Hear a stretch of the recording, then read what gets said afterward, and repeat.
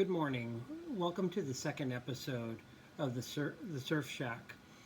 And I'm glad to be with you here today and to talk to you a little bit about my own background that has led me to the place where I am today, which is a place of desiring to share and create a community where people who have been through trials and tribulations, which I gather is all of us to some degree, have a place where they can share authentically and and where we can collect stories of people that have not only been challenged in their life but have overcome. And it's fine if we're still going through stuff. I'm still dealing with things, and so that's just a part of the journey. There's a saying that I used to share with students when I was a professor. I hope that I'm better when I'm 70 than I am today, which means that we are on this lifelong journey of growth, and it's a beautiful thing to become better and better. But I have found that as we engage our experiences and embrace and look curiously at our story and where we've been and what we've gone through, that there's nuggets of information that helps to propel us forward. And that's what this is really all about, is figuring out how to take the circumstances that we've been faced with and learn about it, bottle it up, and use it as fuel to prepare us forward. Of course, gaining more and more relief from the pain that we've experienced in our lives. So I'd like to share a little bit about my background. So I was raised in a single parent home with a father that was not available. He made choices to do other things that were more important to him. And my mom was a very hardworking woman. She, had her job, and then she also sold Avon, which was interesting because, we would go and visit people, call it, visiting. And so there's lots of folks that, friendships that she developed over time. And there was a gap between my sister and I, 11 years. So I don't know if I was a whoops baby or not, but I know I was conceived in the summer of 1969. And so, but anyways, as I was young, I was often at my aunt's house, and my mom was working, and she would come pick me up, and so there was a lot of kind of lonely times with my own imagination. And so over that time while she was away, there was a particular time where she was, kind of focused on her finding love in her life, which is a normal and natural thing. But what happened is folks, men in particular, were introduced into our family of origin, our home. And with that, I was a vulnerable child. And in one instance, there was sexual abuse that occurred at the age of 8. And that put a marker on me. And later on in life, I ended up developing post-traumatic stress disorder, and and it was a difficult thing. But with my upbringing, as I got older, I was a latchkey kid, moving into my teenage years, and so I would have had my key around my neck and would have to, open the door for myself and make food for myself. Um, and thank goodness for at the I've always enjoyed athletics, and at the age of 10, I started, playing Pop Warner football and baseball and basketball, and it was nice to be a part of, teams and to have coaches. And so, in a lot of ways, the coaches, were mentors. But in particular, someone came in my life at the age of 9, my brother-in-law, and he was athletic, and so we would, go outside and shoot hoops, in the front of the house, and that was a very pivotal and important, relationship. And so there's been many people that have come along the way that have made a difference, and I'm deeply grateful for that. But recently, I was talking with, my father-in-law, and he shared with me that when he looked at my high school football picture, he saw a kid that was like, "You sure look like you had to raise yourself." And I would say that that is very true. I had to figure things out on my own.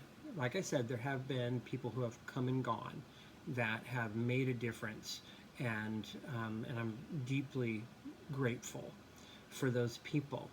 But um, from an from object relations from an object relations perspective, which is that, in particular, the relationship that we have with our mothers, very early on, we come into the world and we're perfect.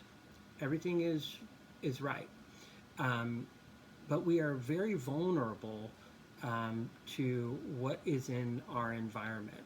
As humans, we are very slow to develop compared to other, you know, animals in, the mammalian world. And so, so we're reliant on our mother, and like when we're hungry, to be fed, you know, go to the bathroom, be changed, and then as we get older, we fall down to clean up a scraped knee. That nurturance is critical to our development as a person. And so let's say we're going in the proper direction, we develop secure attachment. But if there is things like what happened when I was 8, you know, um, we'll take an off ramp. And so the trajectory of our life is different because a world that was once safe is now dangerous. And what was once secure is now insecure. And this is where feelings of anxiety and avoidance can emerge because you're trying to figure out how to live in an unsafe world. And as my mom, you know, she lost her father at 5, and so there was this need for male companionship. So as she was off trying to, satisfy her needs, which we all do, so I understand. I was left vulnerable. So anyways, through all of that time alone, I've constructed quite an imagination, and which has hugely benefited me to this day. And so when I'm working with patients, I consider myself an artist, a creative person that is able to engage in deep places with people, but also my imagination can get the best of me. And because of my abandonment issues with father and mother and people leaving throughout my life, there is this huge gap, that I've experienced throughout life.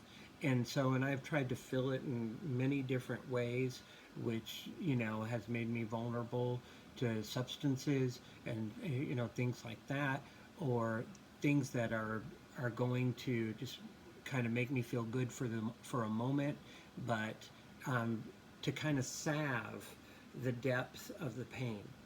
And I would I would say that because of that journey, I've learned a lot of really healthy ways to cope with things that that actually provide the salve to promote healing, to heal that abandonment, to get to a place where where I feel more and more secure, more and more solid.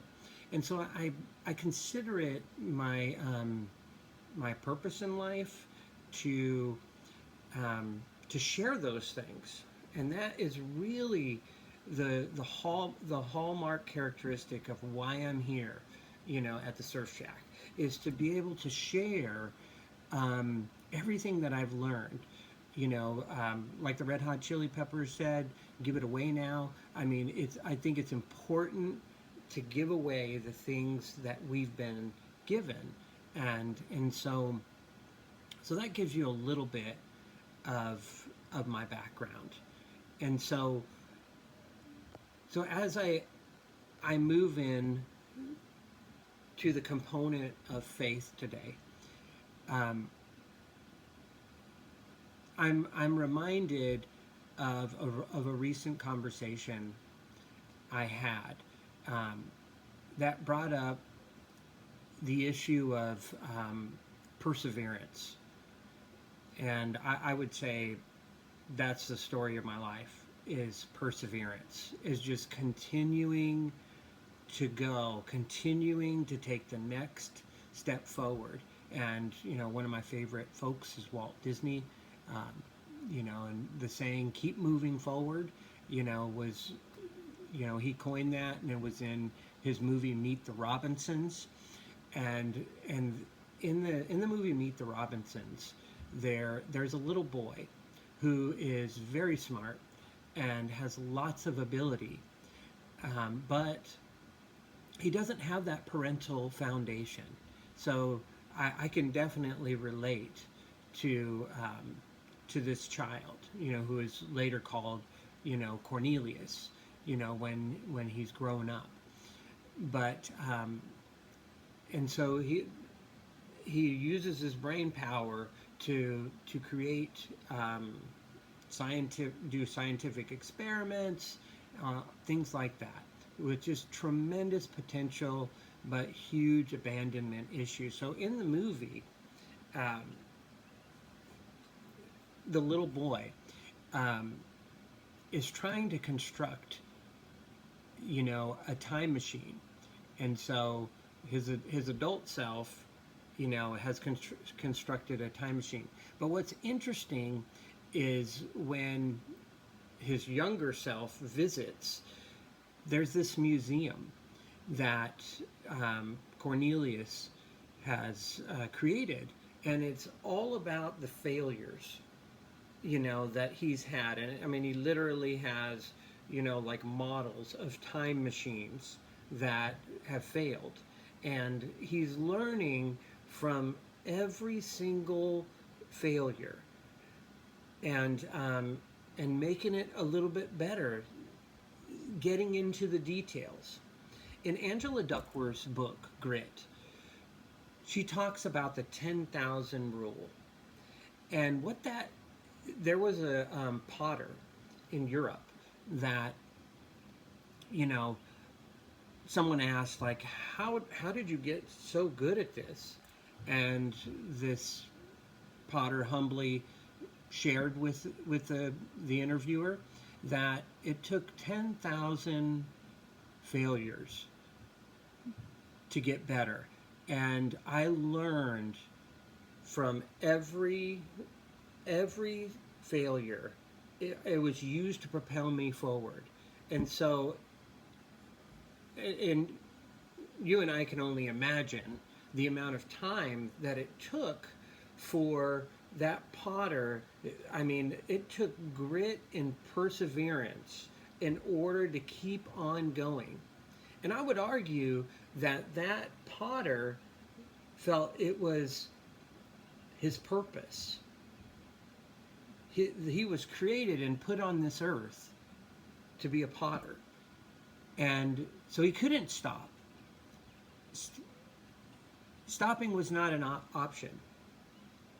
In American Idol, there's, one of the singers is named Olivier that has since been eliminated, but I'm sure he's going to go on.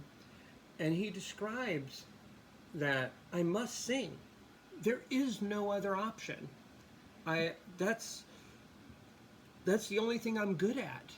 And so there's just I've got to give it my all and move forward. In the book Grit, it's commented on the Beatles. I mean, we see the greatness years later, but are you aware that they cut their teeth, if you will, by doing gigs in Germany? And in German concerts, they play for 6 hours. And so that's very different, than, playing 10 songs for a set that goes 2 hours. Very different. But what the Beatles have commented on is all of that time, and basically they equated 8,000 hours of training. So they just didn't arrive on a stage refined, and they were constantly working at their craft and writing songs and learning to play their instruments better and learning stage presence. And so they worked very diligently over the course of many years. And so, before money started coming on, before fame started coming on. So it's often in the shadows, it's often in the darkness that greatness is being formed. And it's when nobody's looking, it's when nobody's interested, but you have a dream in your heart that you simply must follow. And you're like, it's a flame that I must pursue. And when we feel that kind of sense of calling upon our lives, it gives us fuel and strength. But believe me, there are times where it becomes very discouraging, because you may feel like you're in a world where nobody gets you, nobody understands you, nobody sees what you see. But I want to encourage you to keep going, to not give up, to search out, to pray about, to think about whatever it is that you do, to help yourself align with what you believe in your heart, what you believe that you should be doing and following. And so it's very important to continue on, because it does matter. In the Bible, in Psalms 139:16, it talks about how there is a book that's written about each and every one of us, and we were created in the womb. It's very detailed about God's creation in us, and that there's specific things that you are engineered for. Like, there's something very specific in mind when God made you that you're supposed to do. And so it's our responsibility to be leaning into that, to be figuring that out as we're moving along, long before anybody notices. I look at my life, and I'm a 55-year-old male, and I feel like my life is just beginning. It's so exciting. The things that are crystallizing, there's been hours, like the work that I do. I've done over 10,000 hours of therapy. I've been cutting my teeth for a very, very long time. And, like Freebird from Leonard Skinner, it's time to fly, man. Time to rock it out. And let's do this. And so that's why I'm here. I'm passion meeting passion. And so if you are interested in pursuing why you're here, this is the place for you. And I want to encourage you to stay tuned, because we're going to continue to go further with this, and we're going to bring people in that that have stories to share. So so I want to like encourage you, and for me, the number one most important thing in my life is faith. And that is the cornerstone of who I am as a person. And so that's where my first priority is. And I'll tell you that it has been a journey, because I have had loss and abandonment issues in my life. I have put too much faith and belief in people. In other words, I have elevated them, above God, and that's wrong. That it's not going to work. And so, I mean, I've always believed, but I've never had the strength to be able to, put God up here and put everybody else below that, and everything else below that. And I mean, I'm absolutely, a work in progress, and that's a daily, thing to try to keep God first place. One of my favorite pastors, talks about keep God in first place, and He'll take you places you will never imagine. And that's what I'm feeling like is happening right now.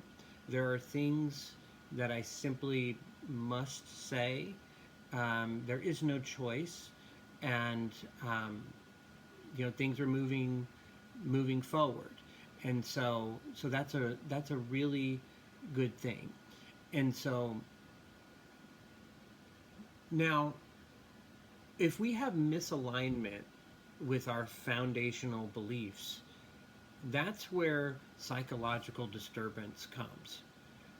Anxiety, depression, some of it's just a part of life, when you have things that occur that, that cause you anxiety. But if I'm keeping focused on what God has detailed out for me, or what He's giving me, and I've kind of arrived at a place now where, listen and do, and I'll be honest with you, I have listened to a lot of negativity in, historically, or allowed,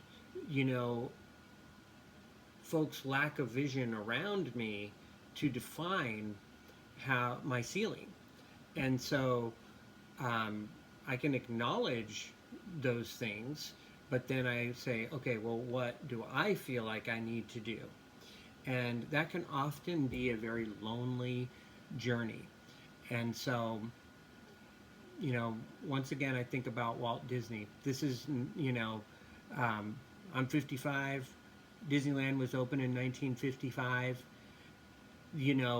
Nobody had ever done anything like what Walt Disney was about to unveil to the world. And there were doubters, and it's like, you're crazy, this is never going to work. Now we look 75 years later, or 70 years, um, whatever math. And so, and we're just like, but the painstaking work and the times where he was, where nobody believed, but he believed, and and all the times where he was sketching things, you know, um, and we're going to have people that are going to want to take advantage of us, like Oswald, one of the characters. Somebody like stole it, and so and that was very painful for Walt. But then he created Mickey Mouse, and the story goes on. It's a place where billions of people visit um, annually, maybe millions.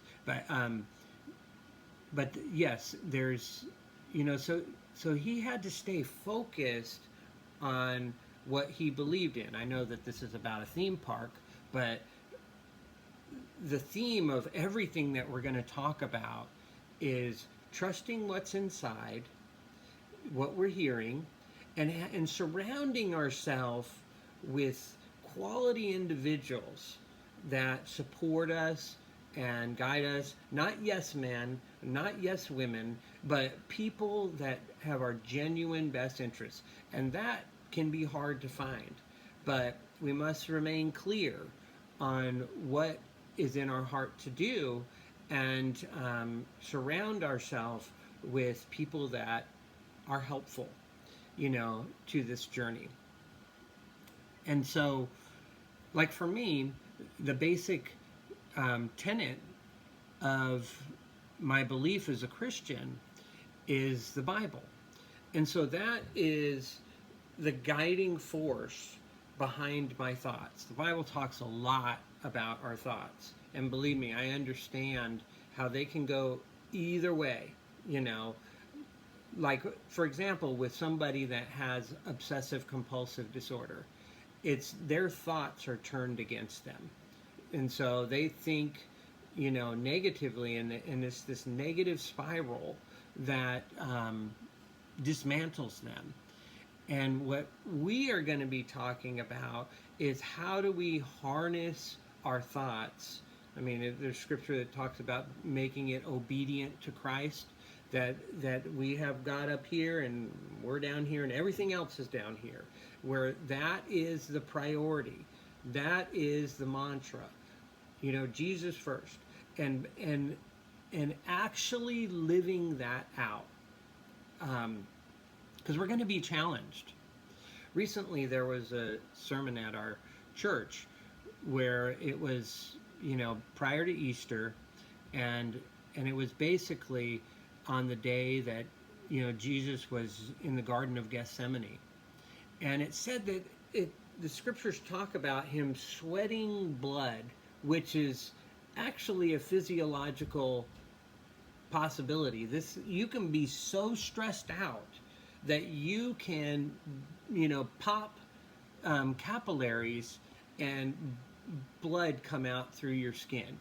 Now, I've never experienced that kind of stress, and so I can't even imagine what it was like for Jesus. But I do understand what it's like to say, hey, can you be by my side? And people not. And like his best friends fell asleep on him and basically, left him high and dry. And so I have experienced, people saying that they're going to be there for the long run and not. And so those kind of things happen. And so so that story, so when Jesus was at his most vulnerable, his friends let him down. And then to make it even worse, Peter, one of his closest, he said, hey, Jesus, I'll go with you anywhere. And I'm sure that he believed that with every ounce of his being. I'll do it. But when, and Jesus said, you're going to deny me 3 times before the rooster crows. And sure enough, I imagine like he's there warming his hands at a fire with other people, and Jesus is suffering, and he is choosing comfort over to be with the person that's being abandoned, that's being left alone. um, and I kind of envision like I'm there warming my hands, and there's the comfort of the people and the warmth, and my Savior is alone. And and then when he's asked, like, do you know this guy? He says, I don't know him. He denied him 3 times. Um, does that mean that he has a bad heart? Absolutely not. And I've questioned that within myself. It's like, how far am I willing to go? I hate pain. I'm terrible, with pain, which is why I'm not doing medical things, because I don't want to see that stuff. Um, and so I don't know what I'll do if I was exposed to significant pain. And I know that there are folks out there that have that.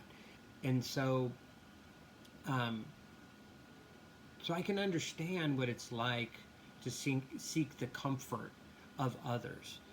But we will never reach our potential in God if we are looking for human affirmation. It's fine to have it. That's a good thing. But, we must, keep God, if that's what you believe. I mean, if you believe in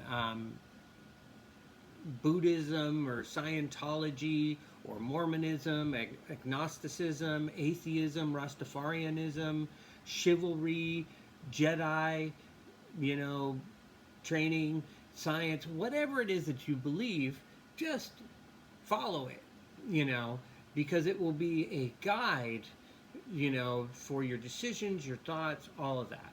And so I just want to leave you with that, today, that whatever it is that you believe in, whatever faith you have, follow it with all your might.